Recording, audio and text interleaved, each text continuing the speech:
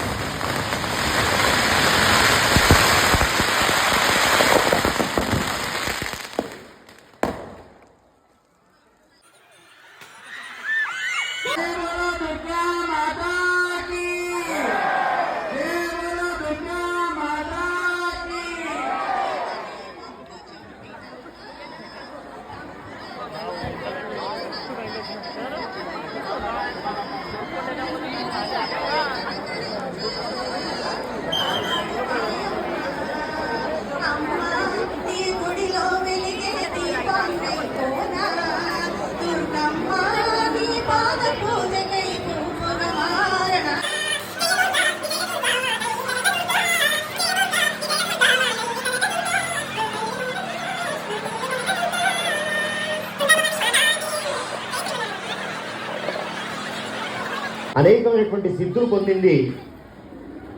అటువంటి సమయంలోనే ఈ సర్పజాతి యొక్క వినాశనమైనటువంటి పరిస్థితి వచ్చినటువంటి సందర్భంలో సర్పజాతి యొక్క నాయకుడు వాసుకి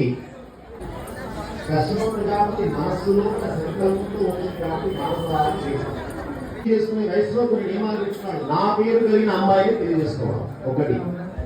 సర్పయాగం ఆగే అవకాశం ఉన్నదని శంకరుడు చెప్పడంతో ఈ అమ్మాయి నుంచి పెళ్లి చేస్తున్నారు. ఆవిడ ఎవరో కాదు, మనసారి కావాల్సినది సన్యాసమయం. సూర్యాస్తమయం సమయంలో సన్యాసమయంలో నిద్రలేదు. బ్రహ్మహత్య మహాభారతం. మరి పంతులు గారిని భర్తను లేపాలా వద్దా ఆలోచిస్తున్నది కాకుండా